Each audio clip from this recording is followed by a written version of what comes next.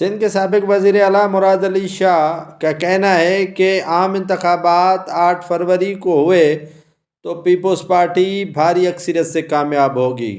مراد علی شاہ نے دعویٰ کیا کہ بلاول بھٹو زرداری ملک کے وزیر اعظم بن جائیں گے۔ بلاول بھٹو اس مرتبہ 3 حلقوں سے انتخاب لڑ رہے ہیں۔ لاڑکانہ، کمبر شہداد کوٹ اور لاہور شامل ہے۔ مراد علی شاہ کا کہنا ہے کہ پیپلز پارٹی اکثریت سے کامیاب ہو جائے گی۔ 3 جنوری کو peoples party central executive committee کا اجلاس لاہور میں ہوگا۔ مراد علی شاہ کا کہنا ہے کہ آپ انتخابات کی مہم نہ چلانے پر نون لیگ سے پوچھ لیں کہ وہ آخر تاخیری حربے کیوں استعمال کر رہے ہیں۔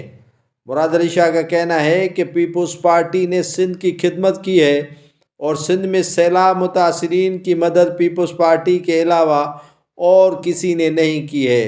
مخالفین اتحاد بناتے ہیں الیکشن آنے سے پہلے اور الیکشن ختم ہونے کے بعد وہ 5 سال نظر ہی نہیں آتے۔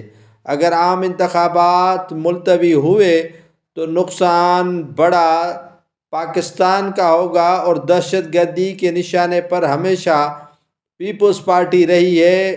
پیپلز پارٹی کے علاوہ کوئی اور جماعت نے عوام کی خدمت نہیں کی ہے۔ مراد علی شاہ کا مزید کہنا ہے کہ ہمارے مخالفین اتحاد بناتے ہیں اور خود ہی اتحاد توڑ کر چلے جاتے ہیں۔ کبھی گدا گاڑی تو کبھی کتا گاڑی انتخابی نشان ان کا ہوتا ہے۔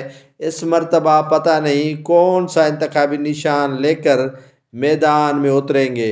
مراد علی شاہ کا مزید کہنا تھا کہ سیلاب متاثرین کی پیپلز پارٹی کے علاوہ کسی اور نے خدمت کی ہے تو بتا دے۔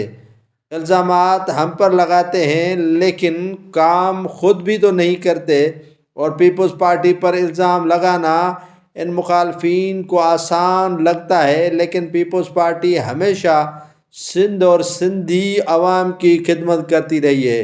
جو سندھ میں رہتا ہے وہ سندھی ہے، جو سندھ میں سندھی بن کر نہیں رہتا تو ان کی سندھ میں کوئی جگہ نہیں ہے۔